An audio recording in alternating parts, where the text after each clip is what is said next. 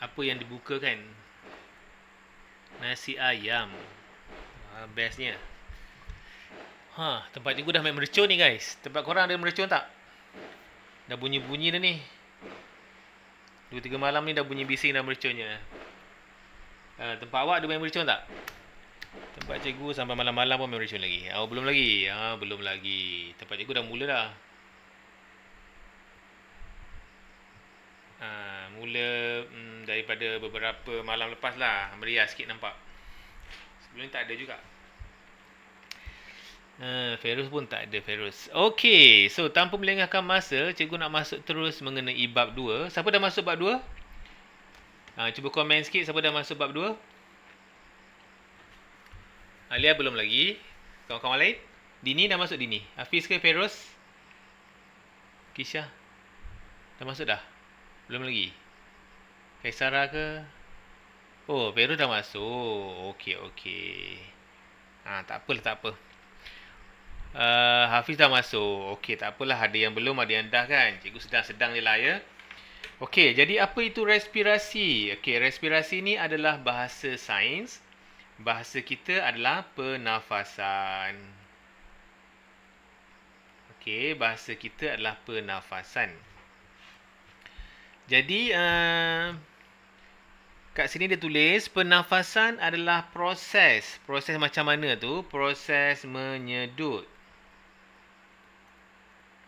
Okey, proses menyedut atau menarik dan menghembus udara.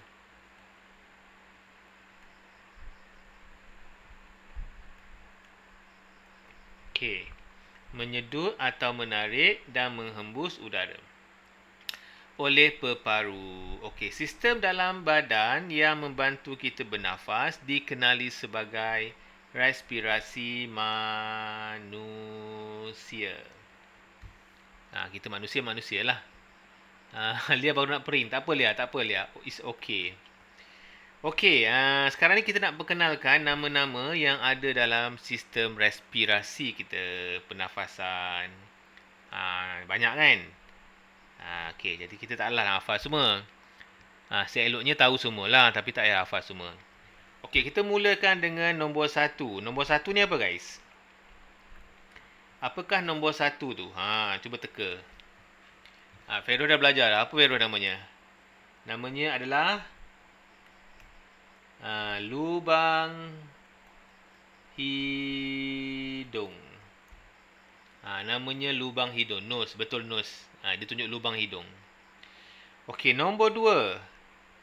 Masuk ke dalam sikit, namanya rongga. Rongga hidung. Okey, kemudian yang ketiga.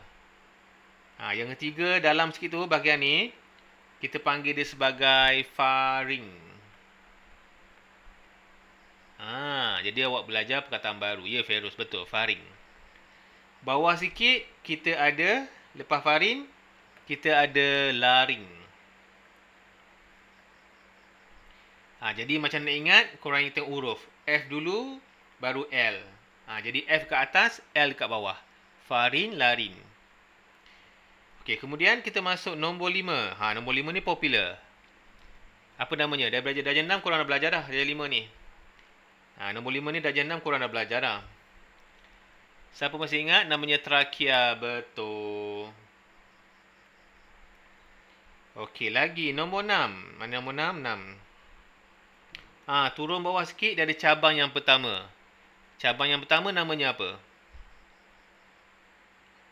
Cabang yang mula-mula ni. Cabang yang mula-mula ni. Itu namanya adalah bronchus. Cabang besar-besar tu bronchus. Cabang yang kecil-kecil tu, yang nombor 7 tu. Nombor 7 tu cabang kecil-kecil. Cabang yang kecil-kecil tu namanya adalah bronchio. Bronchus dengan bronchio. Okey. Lagi, nombor 8. Nombor 8 tu adalah alveolus yang bulat-bulat. Dalam paru-paru tu ada bulat-bulat. Ini tak nampak. Nanti kita zoom nanti. Ia ada bulat-bulat. Macam buah anggur tu namanya alveolus. Namanya alveolus. Sekejap. Cantik pula. Alveolus. S. Okey, nombor 9. Nombor 9 dekat sini. Nombor 9 tu paru-paru lah. Nombor 9 tu paru. And then nombor 10 paling penting ni, nombor 10. Nombor 10 adalah diafragma. Dalam pernafasan, diafragma ni sangat penting. Dini, betul Dini. Intercostal muscle, betul. Intercostal muscle tu nombor 11. Intercostal muscle tu nombor 11 ni. Yang dia punya rib tu kan. Dia bungkus rib tu namanya intercostal muscle. Dalam bahasa Melayu namanya otot intercostal. Okey, bagus Dini. Ini dah belajar kat sekolah ke? Costal. Oh, patut pun laju je. Okey. Dah. Seeloknya kita boleh hafal semualah kalau mampu. Kalau tak mampu tak apa. Kita akan buat yang penting-penting je. Kita akan buat yang penting-penting sahaja. Okey, salin dulu. Dah siap beritahu cikgu?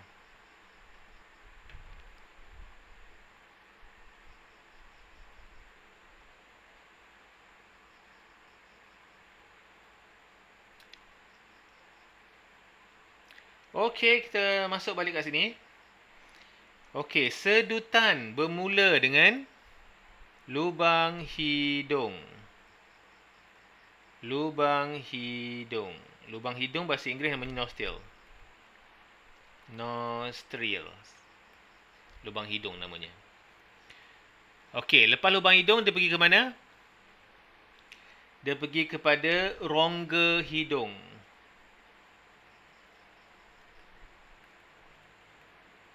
Dia pergi kepada rongga hidung. Rongga hidung namanya adalah nasal cavity. Nasal cavity. Lepas rongga hidung, dia pergi ke mana? Pharynx, betul. Dia akan pergi kepada pharynx. Bahasa Inggeris pharynx juga, spelling lain sikit. Pharynx. Lepas tu barulah larynx. Lepas tu barulah larynx.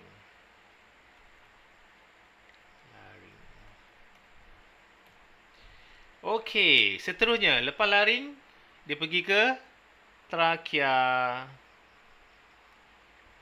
Okey, lepas trakea, Feroz, dia pergi ke bronchus, betul. Bronchus, bahasa Inggeris pun bronchus juga. Okey, spelling lain sikit lah. Lepas bronchus, bronchiole.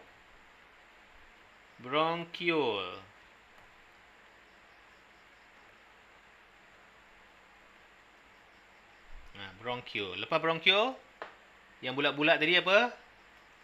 Alveolus. Okey, alveolus ni bahasa Inggeris, bahasa Melayu sama je. Okey, tahniah Feroz. Jadi inilah yang penting ni. Yang penting udara masuk lubang hidung, pergi ke rongga hidung, masuk ke pharynx, pergi ke larynx, trakea, bronchus, bronchiole dan juga alveolus. Esophagus tak ada kat sini Esophagus untuk kita makan nasi, kita makan. Esophagus tu penghadaman. Digestion jangan tertukar pula. Esophagus tak ada dalam ni. Yang ada pharynx dengan larynx. Okey, itu yang penting. Itu yang penting.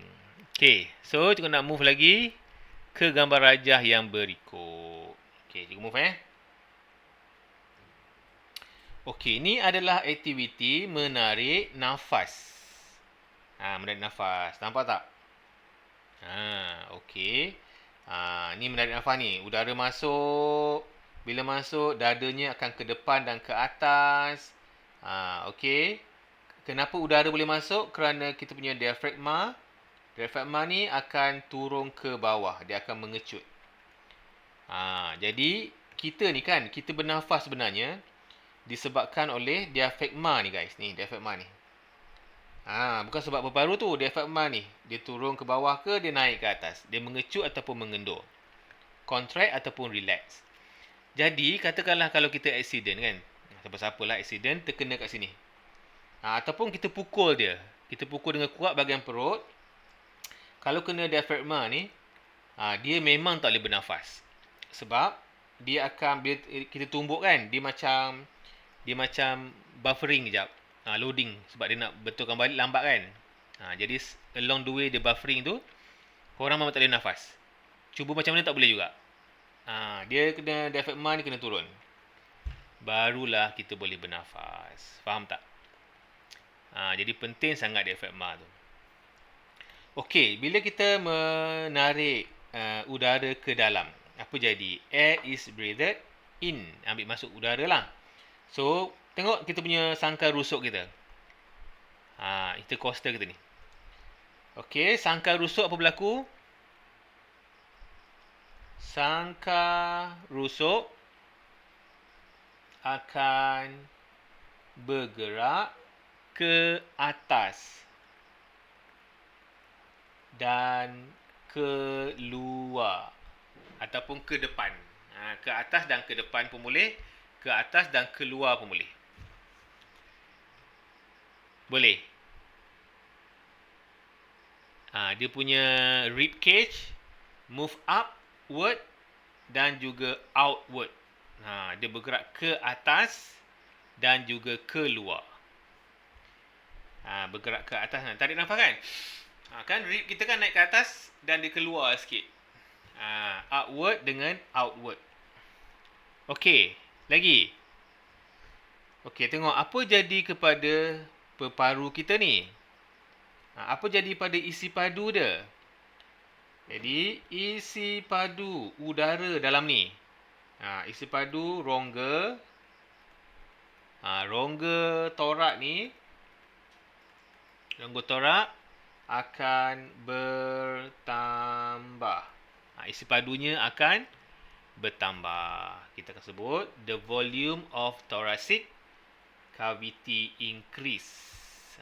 Dini DLP Dini Dini DLP ke? Ke BM juga? Oh, Dini DLP. Jadi kat sini isi padu thorax meningkat. Increase lah. Thoracic cavity increase. Cuba nak tulis bahasa Inggeris tak muat dah. Tapi Dini okey ke? Boleh follow ke Dini? Sama je. Cuma dia punya term je lah.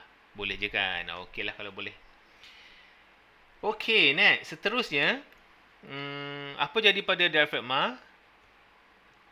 Kalau dia turun ke bawah, dia akan contract. Dia akan mengecut. Jadi kat sini, diafragma. Diafragma akan mengecut. Mengecut ni contract ya. Dia akan contract. Mengecut dan bergerak ke bawah. Dia mengecut dan bergerak ke bawah.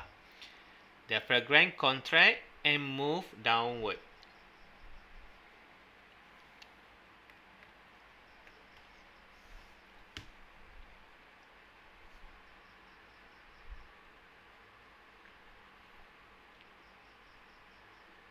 Okey, nanti akan datang cikgu akan bagi Dini juga dalam bahasa Inggeris lah Dini ya.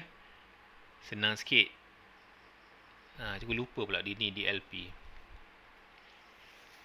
Okey, so next. Cikgu move lagi guys, nak tanya apa tak sampai sini? Boleh faham Ni adalah menarik nafas. Exhale. Exhale, menarik nafas. Okey. Jadi kita teruskan lagi kat sini. So apa yang berlaku bila dah bernafas ni, apa yang berlaku kita buat sikit dalam bentuk esei. So, apabila kita menarik nafas, exhale, auto intercostal akan mengecut, contract lah. Akan mengecut dan menarik sangkar rusuk supaya dia bergerak ke atas, upward dan keluar, outwards.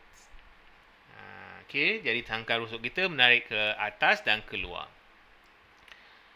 So, apa berlaku pada diafragma? Diafragma akan mengecut, contract. Akan mengecut dan akan menarik diafragma bergerak ke bawah, downward. Dan dia akan menjadi lepeh. Dia akan mengecut dan menjadi lepeh ni. Straight lah. Supaya dia nak menambah isi padu berpadu tersebut. Okey, rongga thorax, thorax cavity menjadi lebih besar sebab udara dah masuk. Okey, menyebabkan tekanan udara berkurang. Okey, yang ini selalu pelajar keliru ni. Nombor 3. Cikgu cerita sikit ni. Okey, katakanlah dia katalah peparu dia macam ni Okey, let's say peparu dia macam ni. Okey, kita ada diafragma kan. Okey, asalnya dia punya isi padu banyak ni je. Okey. Okey. Lepas tu bila diafragma ni akan turun, jadi isi padu dia akan bertambah. Bila bertambah, jadi kita punya dalam ni asalnya kat sini kan. Jadi nampak tak ada ruang-ruang yang baru ni.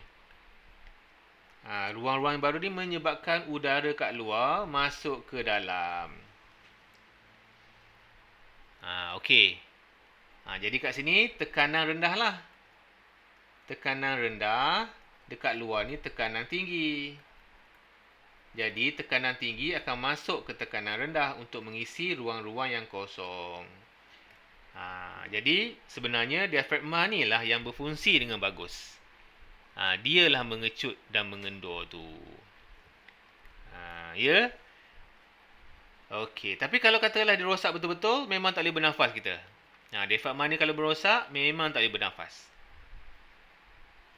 Lagi, tekanan udara yang lebih tinggi di luar memaksa udara masuk ke dalam peparu. Macam tu.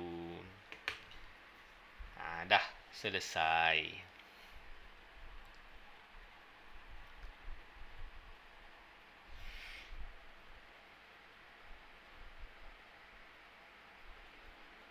Okey. Alia macam mana Alia? Alia okey tak? Nak tanya apa tak Alia? Tu baru menarik nafas. Belum lagi menghembus ni. Hafiz okey Hafiz? Fero dah belajar dah. Fero okey je. Hadira okey Hadira? Hadira okey kan? Okey, boleh. Okey, next. Seterusnya. Sekarang kita nak masuk pula mengenai menghembus nafas. Okey, kita menghembus nafas. Ni dia bagi gambar rajak kat sini ni. Ni diafragma ni, diafragma ni akan naik atas. Okey. Jadi udara keluar kan? Kenapa udara boleh keluar? Kerana yang ini akan mengendur. Relax, dia akan relax.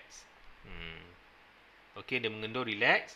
Bila relax, menyebabkan tekanan dalam ni tinggi. Tekanan dalam tinggi menyebabkan udara ni dipaksa keluar. Macam tu. Jadi kita pun buat kat sini. Okey, mula-mula apa je berlaku pada sangkar dia? Sangkar rusuk ni apa berlaku? Okey, sangkar rusuk ni akan bergerak ke bawah. Tadi ke atas kan? Tadi ke atas dan keluar. Yang ni ke bawah dan ke dalam. Dia terbalik. Kalau tadi ke atas dan keluar, yang ini ke bawah dan ke dalam. Ke bawah dan ke dalam.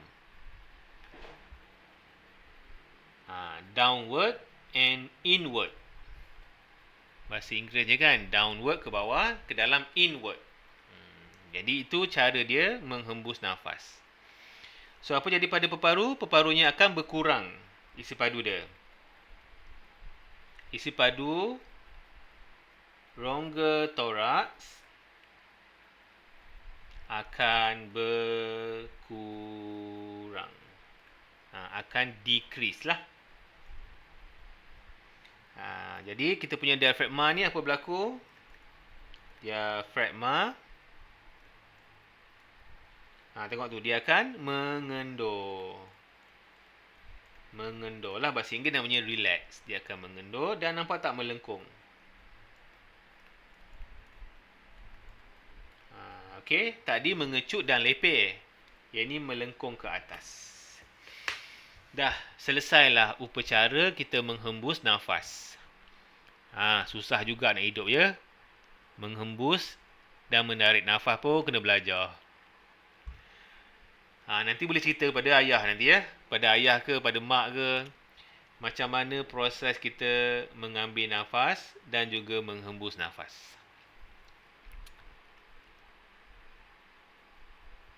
Okay, dah siap ke? Boleh ikut move? Dini nak tanya apa tak Dini? Dini so far so good? Dini okey, boleh? Okey saja. Dania okey Dania? Dania internet okey tak? Dania Kasara. Internet awak okey ke? Okey, kita buat cerita dia sikit cara dia menghembus nafas. So, kat sini. Apa berlaku pada otot intercostal? Intercostal muscle. Kasara okey.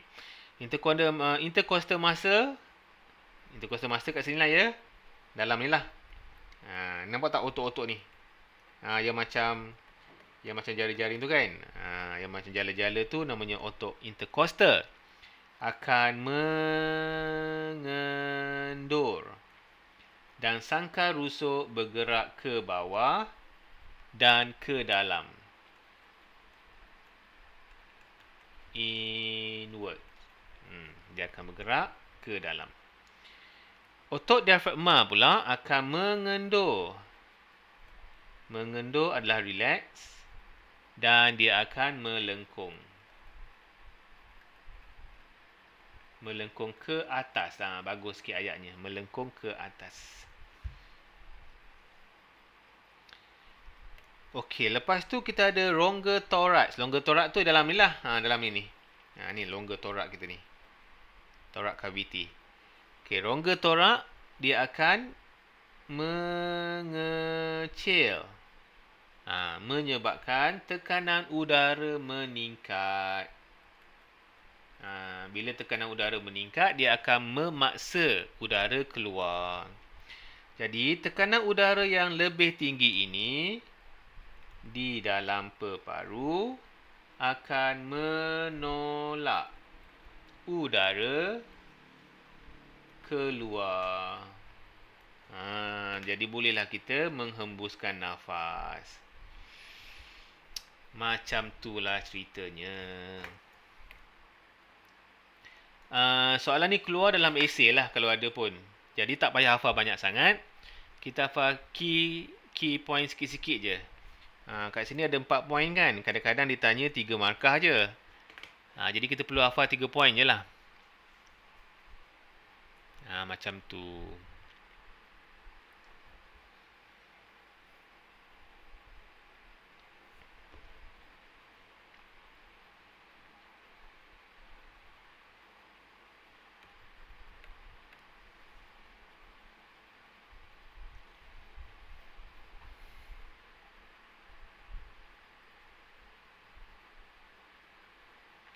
Okey, cikgu teruskan lagi.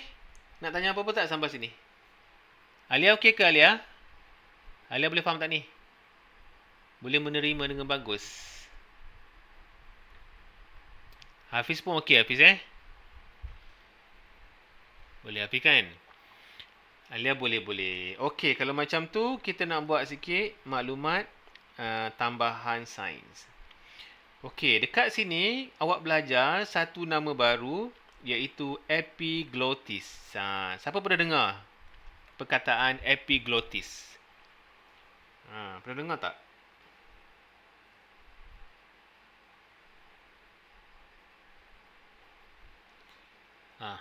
Hafiz pernah dengar tak epiglottis?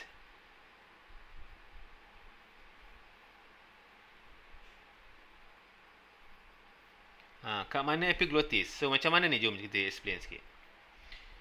Okay, epiglottis terletak dekat sini ya. Okay, apakah fungsi dia? Fungsi dia sebab bila makanan kita masuk, kita tak nak makanan kita ni masuk kat peparu. Nampak tak ni trakea? Ni dah pergi kepada peparu ni. Jadi kebanyakan orang-orang tua kalau dia makan yang meninggal makan lekat tu kan, dia akan sangkut dekat sini. Bila sangkut kat sini, udara tak boleh masuk. Sebab kita punya saluran makan dengan saluran pernafasan adalah lalu pada salur yang sama. Jadi kalau ada bolos, ingat bolos ni makanan ya. Bolos ni makanan yang hancur kita makan. Okay, kita telan nanti epiglottis ni kena tutup. Epiglottis ni kena gerak ke bawah. Dia akan drop down. Dia akan bergerak ke bawah untuk tutup lah. Supaya bolos ni akan pergi ke perut. Stomach. Dia akan pergi ke stomach. Faham tak? Tapi katakanlah kita ada masalah pada epiglottis, makanan ni boleh masuk dekat peparu, boleh meninggal guys. Ataupun kita kena buat teknik Heimlich maneuver untuk buang balik makanan tersebut. Pernah tengok kalau atuk-atuk ke makan, dia mesti makan pelan-pelan. Sebab dia mungkin ada masalah, otot epiglottis dia dah tua, kurang kenyal sikit. Nak menelan susah. Faham tak? Okey, bila dia dah telan, nampak tak dia buka balik? Sebab untuk membenarkan udara masuk. Jadi memang dia automatik lah. Bila kita telan dia automatik dia akan tutup. Faham tak? Tapi kalau kita bernafas, semasa bernafas, dia buka je.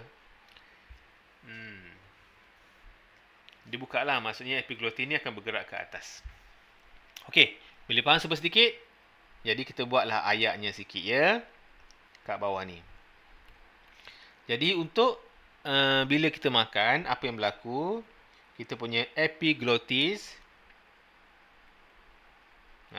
Epiglottis akan bergerak ke bawah. Dia bergerak ke bawah. Kenapa dia bergerak ke bawah? Kerana untuk menutup. Nak menutup apa? Nak menutup trakea. Trakea tu laluan pernafasan.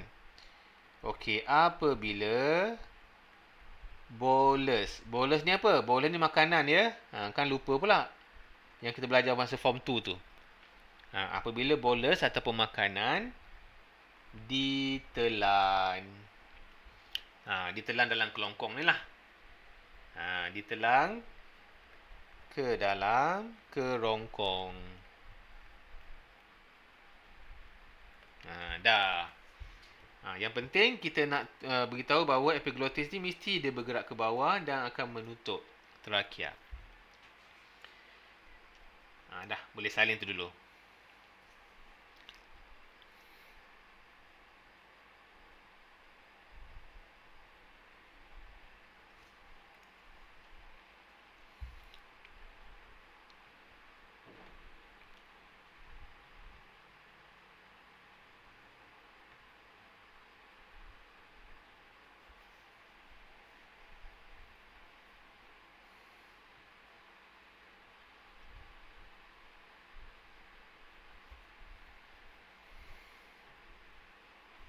Okey, cikgu move.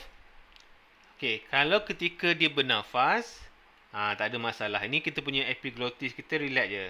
Epiglottis akan bergerak ke atas. Okey, menyebabkan trakea akan terbuka. Jadi bolehlah dia bernafas semula. Macam itulah Tuhan ciptakan kita ya. Sangat kompleks. Nak makan pun susah ya kalau epiglottis tak ada. Tapi kita yang sihat ni kita tak rasa nikmat tersebut ya. Tapi kalau orang sakit, orang yang tua, memang seksa dia nak makan kalau dia punya epiglottis tu bermasalah. Macam mana nak makan? Ataupun dia kena masuk tiup lah. Kalau dia makan melalui tiup, jadi nikmat dia telan tu, dia tak rasalah telan lazatnya tu kan. Rasa lazat, rasa manis, rasa lemak, rasa haus, dia akan hilang nikmat tersebut. Dia akan sentiasa rasa haus walaupun air masuk melalui tiup. Kesian tak? Kesian. Jadi syukur kita ya masih sihat lagi. Okey, cikgu teruskan lagi ya boleh? Okey, sekarang kita nak tengok peratus oksigen dan karbon dioksida ketika kita menyedup dan menghembus. Okey, peratus oksigen. Udara yang disedut mestilah lebih tinggi.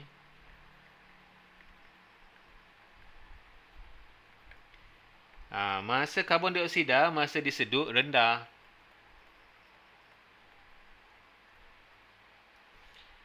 Okey, kalau dia hembus pula, yang ini terbalik. Lebih rendah, yang ini lebih tinggi. Okey, dah. Higher, lower.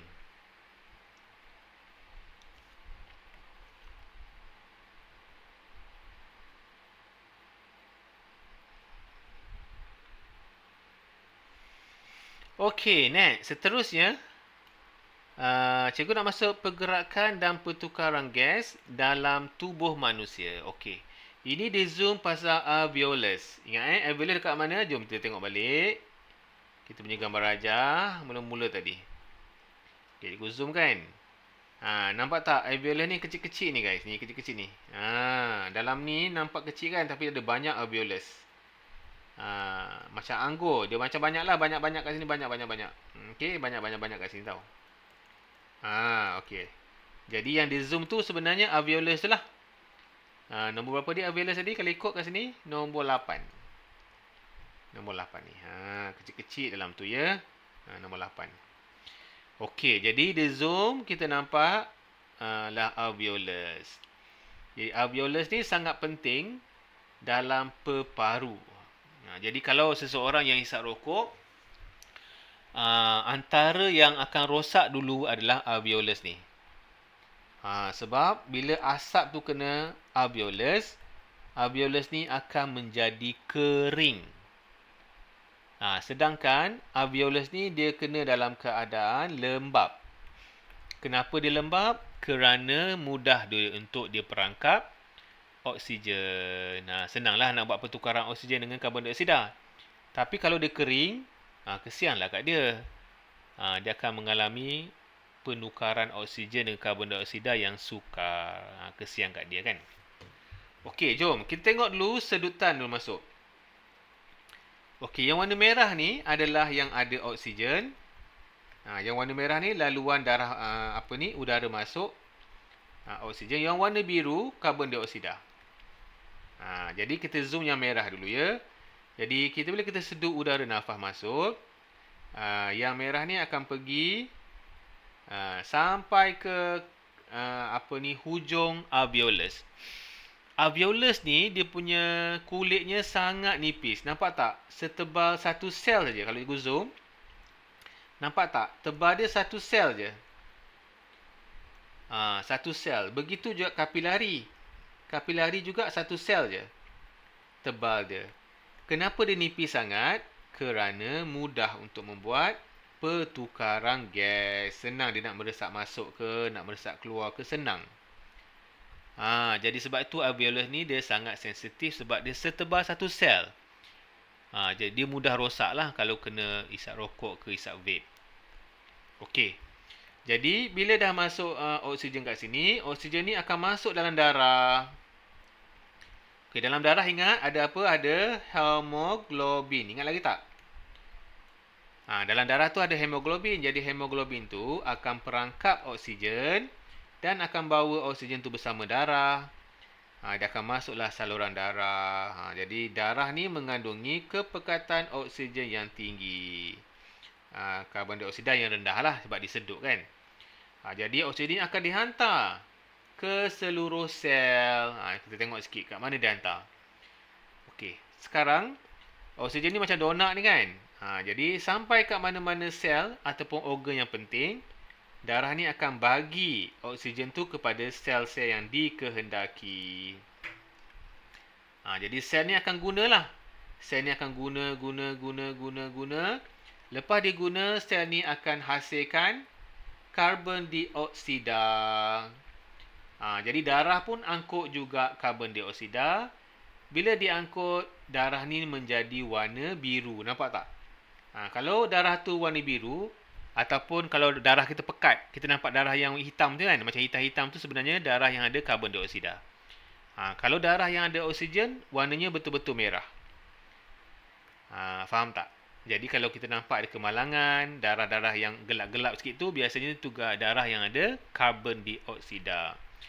Jadi, yang warna biru ni, dia ada kepekatan oksigen yang rendah, tetapi karbon dioksida yang tinggi. Dia angkutlah. Dia angkut warna biru ni, dia tukar balik dalam alveolus dan dia akan keluar melalui hidung. Faham tak? Jadi kitaran ni sentiasa berlaku. Alveolus dalam badan kita bukan satu tau. Alveolus dalam badan kita banyak, beribu. Jadi senanglah dia nak buat penukaran gas sebab darah kita banyak nak angkut ni. Kan, kita ada banyak organ. Kita ada banyak sel. Jadi dia mesti mempunyai banyak alveolus. Jadi alveolus ni memang dia berdekatan dengan kapilari darah ya. Yang ini namanya kapilari darah tau. Faham tak? Kapilari darah. Okey, sampai sini nak tanya apa tak? Boleh faham tak sekarang? Alveolus bentuk macam ni. Bentuk macam ni, macam anggur ni. Tak perasan pula kat sini ada alveolus. Satu gugus ni banyak alveolus. Banyak alveolus, nampak tak? Macam tu. Okey, Alia nak tanya apa tak Alia? Clear tak sampai sini? Boleh faham tak macam mana pergerakan oksigen daripada alveolus masuk ke badan? Macam itulah hari-hari kita guna. Yang kat nombor 5 tu apa? Nombor 5? Nombor 5. Nombor 5 ni sel. Lihat, ini adalah sel badan kita. Mungkin sel kulit ke, faham tak? Mungkin juga buah pinggang ke. Ini adalah nukleus. Ini nukleus. Setiap sel mesti ada nukleus ya. Setiap sel mesti ada nukleus. Ada tak sel yang tak ada nukleus? Ada tak sel yang tak ada nukleus? Semua sel ada nukleus. Kecuali satu je tak ada nukleus. Okey, apa yang tak ada nukleus tu? Siapa yang tak ada nukleus? Yang tak ada nukleus hanyalah ovum. Ovum ada. Yang tak ada nukleus adalah darah. Darah mana ada hitam-hitam? Darah tak ada nukleus. Semua sel ada nukleus. Kecuali darah tak ada nukleus. Okey. Darah tak ada nukleus. Kenapa darah tak ada nukleus? Kerana darah ni dia nak isi dengan hemoglobin. Sebab hemoglobin ni nak angkut oksigen. Jadi kalau ada lagi banyak hemoglobin, lagi banyaklah oksigen dia boleh angkut. Tapi sel badan kita ni ada nukleus. Boleh faham jadi dia ambil oksigen, dia akan bagi balik karbon dioksida. Macam itulah proses kita sehinggalah kita meninggal nanti. Boleh. Okey, dah settle? Cikgu teruskan lagi. Dini okey Dini? Dini nak tanya apa-apa tak? Boleh faham Dini? Hafiz okey Hafiz Firuz dah belajar sampai habis ke Firuz? Bab ni ke baru masuk juga?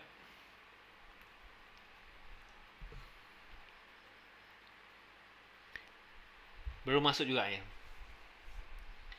Okey, kat sini juga dah tanda awal. Warna merah ni dia angkut oksigen. Darah warna biru ni dia angkut karbon dioksida. Jadi untuk mudahkan dia warnakan dia. Merah oksigen, biru karbon dioksida. Lagi. Kita buat dia punya essay sikit. Yang pertama, udara yang disedut ke dalam alveolus mempunyai kepekatan oksigen yang tinggi. Okey. Daripada kepekatan oksigen dalam darah. Oleh itu, oksigen akan meresap masuk. Okey, jadi kat sini istilah yang digunakan adalah istilah meresap. Jangan tulis masuk saja. Memang kena pakai perkataan oksigen meresap masuk. Kalau karbon dioksida meresap keluar. Kalau kita sebut oksigen melalui, tak boleh. Kena pakai perkataan meresap. Kenapa meresap? Sebab dia berjumpa dengan dua sel yang berbeza. Jadi dia meresap lah ni. Jadi ingat tahu istilahnya meresap, bukan melalui. Okey, meresap masuk melalui dinding-dinding kapilari darah. Blood kapilari. Okey, kapilari darah ke dinding. Dinding mana? Ke dinding darah. Apa ni? Memasuki alveolus dulu.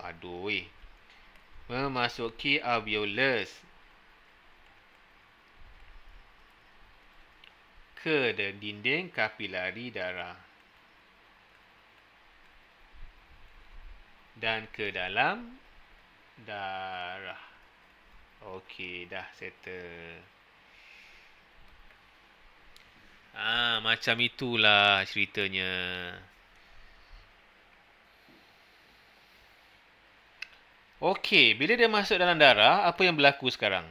Dalam sel darah, terdapatnya warna merah yang gelap dikenali sebagai hemoglobin. Pernah dengar hemoglobin? Jadi kalau kita kena denggi ke, nanti dia check lah hemoglobin kita banyak mana, banyak ke sikit.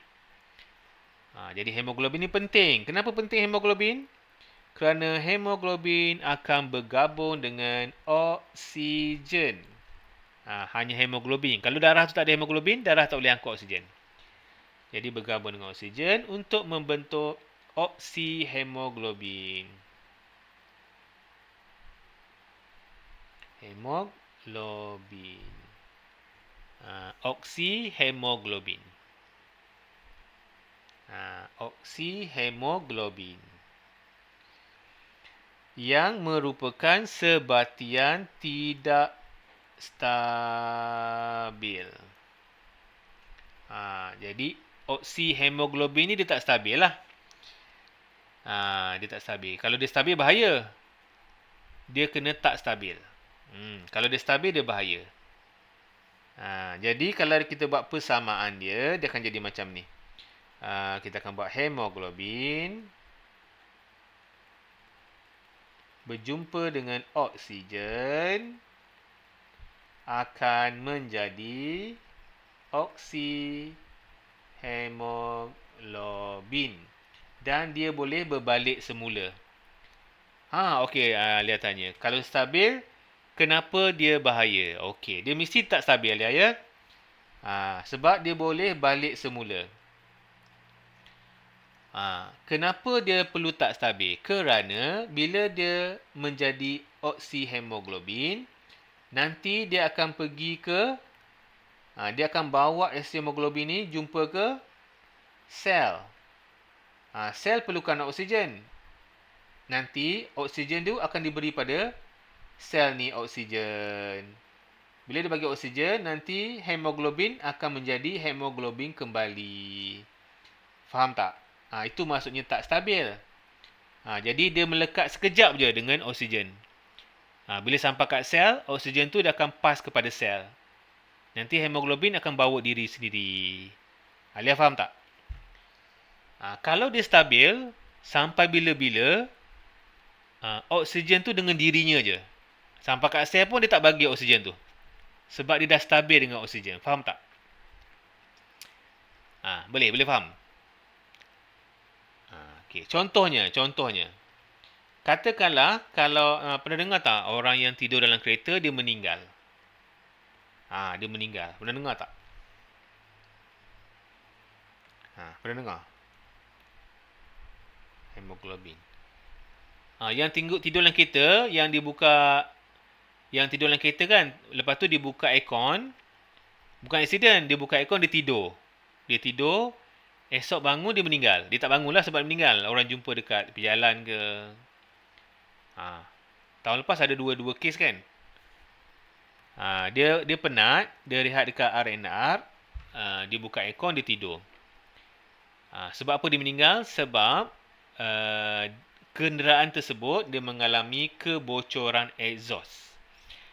Kalau keretanya elok, okey je. Mungkin kereta lama, bila exhaustnya bocor, jadi asap exhaust tu akan memasuki ruang-ruang dalam kereta sebab dia tak sedar, dia tidur kan. Okey, dalam asap tu ada karbon monoksida. Namanya karbon monoksida. Okey, karbon monoksida ni kalau jumpa hemoglobin, dia menjadi stabil, bahaya.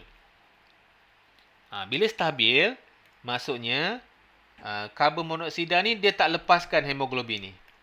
Dia tak mau lepaskan hemoglobin. Problem lah, nanti macam mana nak angkut oksigen? Okay, Alia faham tak? Kenapa dia perlu tak stabil?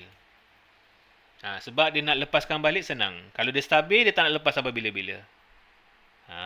Jadi sebab itulah kalau orang yang tidur dalam kereta ada kebocoran exhaust dan masuk dalam kereta dia tidur tu, dia tak sedar. Sebab karbon monoksida tak ada bau. Bukan karbon dioksida, karbon monoksida. Adik kepada karbon dioksida. Dia bergabung dengan hemoglobin, dia sangat stabil. Okey, Alia faham tak maksud cara stabil cikgu tu? Boleh faham ya? Jadi dalam kes ni, dia mesti tak stabil ya. Dia mesti tak stabil. Okey, clear? Nak tanya apa tak? Dia mesti unstabil. Cikgu teruskan lagi. Feras boleh faham? Hafiz boleh faham? Maksud tak stabil? Okey, cikgu teruskan lagi. Feras faham, bagus. Nombor 3, darah dengan oksihemoglobin tadi, oksihemoglobin diangkut dari peparu ke jantung. Tuan nak pam ni. Untuk dipam, nak pam ke mana? Ke seluruh bahagian badan. Bahagian-bahagian lain dalam badan.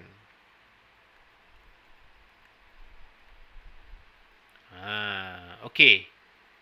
Ada pam. Nanti setiap badan tu akan dapatlah oksigen.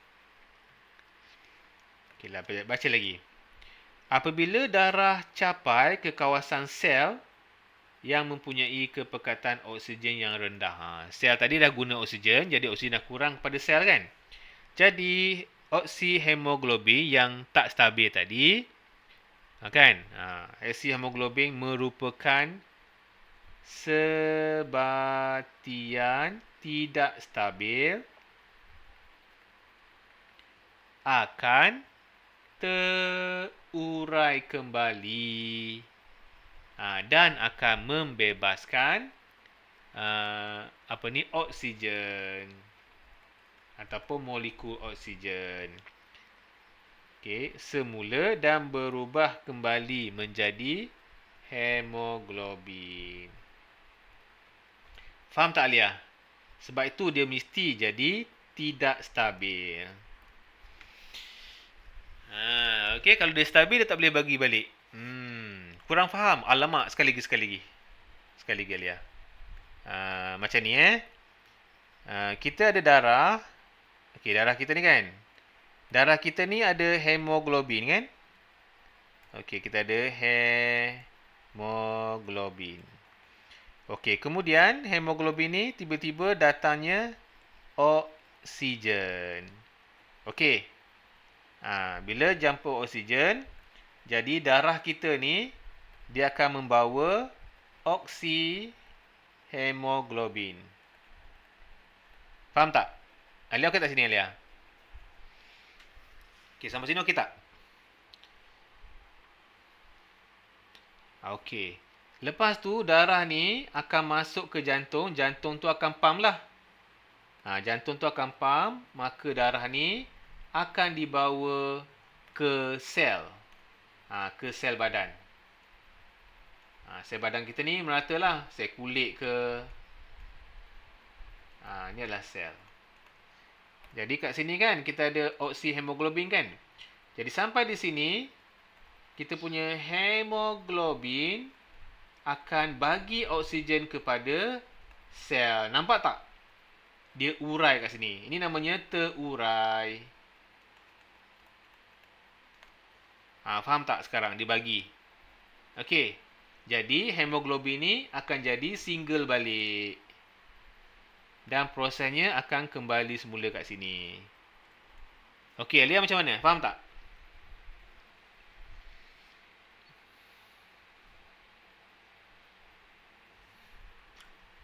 Ini namanya dia tidak stabil. Kalau dia stabil, dia tak bagi oksigen ni. Kesianlah pada sel, tak bagi. Jadi dia mesti bersifat tak stabil. Kalau dia jumpa oksigen, dia akan uraikan balik. Dia nak bagi kepada sel tersebut. Itulah maksudnya tak stabil tu. Boleh. Dah selesai. Okay, faham kan? Secara ringkas macam tu. Jadi, tadi kalau ikutkan hemoglobin bercampur dengan oksigen, sekarang bila sampai dekat sel, dia dah kembalikan balik kan? Jadi, kita akan buat oksihemoglobin telah terurai menjadi hemoglobin campur dengan oksigen kembali. Jadi oksigen ni akan diambil oleh sel.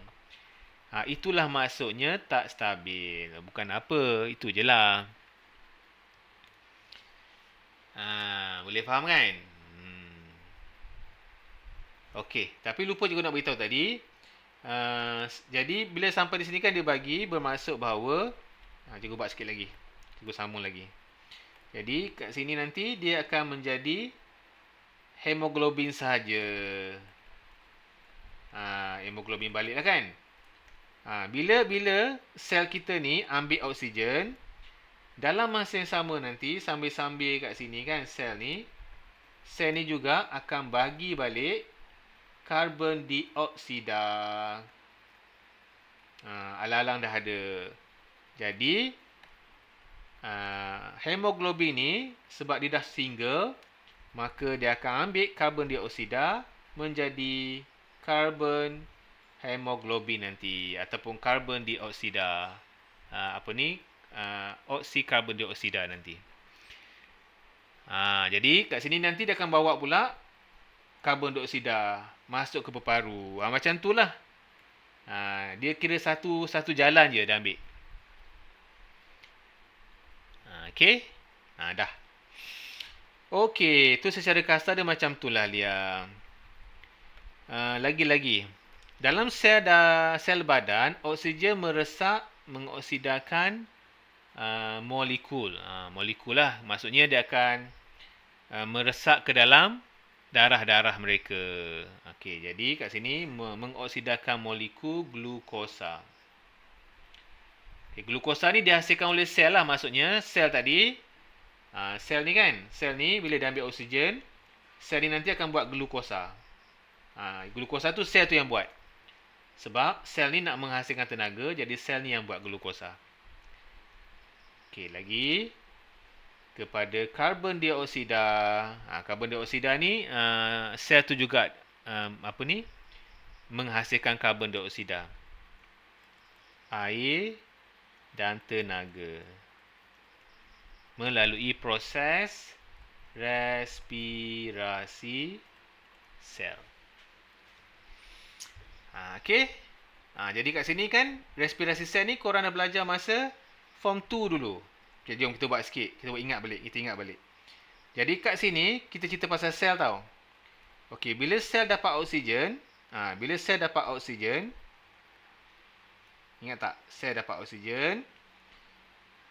Okey, lepas tu dia mesti ada glukosa. Kan? Dia akan menghasilkan tenaga dan juga air. Ingat tak masa korang belajar masa form 2 dulu? Ini adalah proses respirasi sel.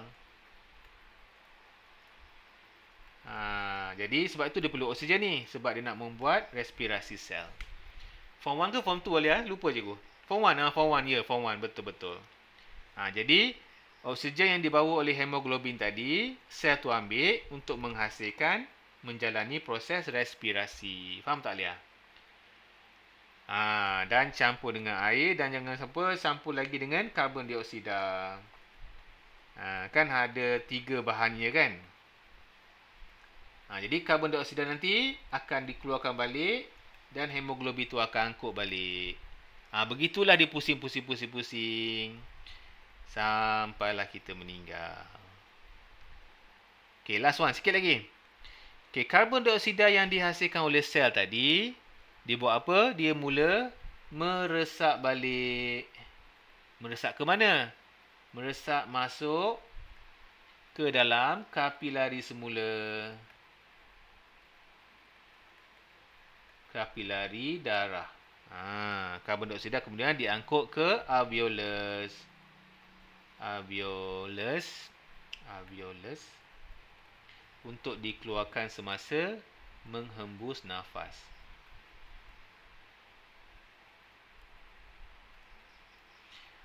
Dah begitulah cerita je. Dah cukuplah untuk hari ni. Okey, Dini nak tanya apa tak Dini? Dini okey? Dini internet tak stabil lah. Cikgu nampak Dini keluar masuk tak stabil internetnya. Dania okey ke Dania? Dania nak tanya apa tak? Hadirah, apa-apa nak tanya? Any question? Kalau cikgu boleh explain. Hafiz, macam mana Hafiz okey ke? Feroz nak tanya apa-apa? Sebelum kita bersurai. Boleh? Apa maksud mengoksidakan? Okey. Bagus. Mana tadi? Aku nampak dia mana? Nombor apa Lia?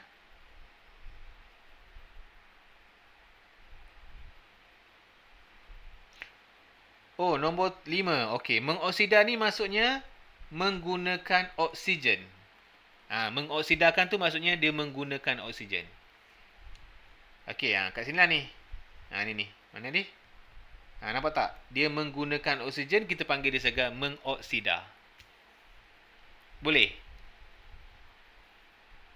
Okey, macam kita buat perasan tak kalau buah apple kan kalau kita potong, kalau kita biarkan lama-lama buah apple tu akan jadi warna apa? Buah apple ni akan jadi warna perang. Perasan tak?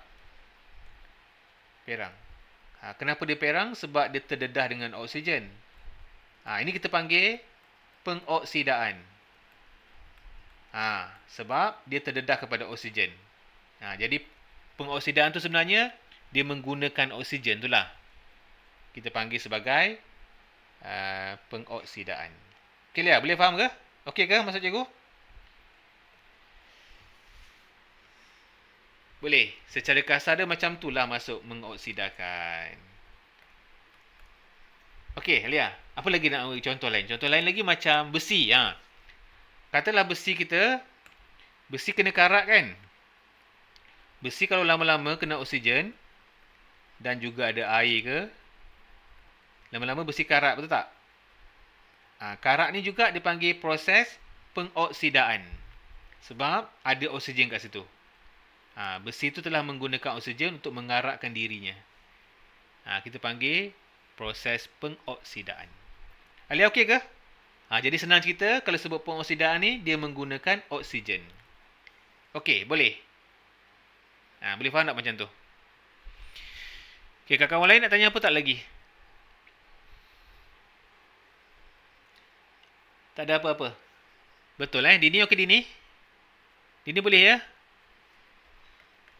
So minggu depan kita ada satu kelas lagi sebelum kita beraya guys. Boleh habis tak minggu depan ni? Alamak, tak boleh habis jugalah. Banyak lagi ni. So itu je kot cikgu rasa. Okay, sebelum raya kita kalau boleh habis-habiskan lah ni. Nanti lepas raya kita boleh buat exercise. InsyaAllah. Okay lah guys, terima kasih banyak-banyak bersama cikgu malam ni. Dan kita akan jumpa lagi minggu hadapan, minggu terakhir kita sebelum raya. Okay guys, boleh Okay, bye semua guys. Assalamualaikum warahmatullahi wabarakatuh. Okay Alia, sama-sama. Okay Feroz.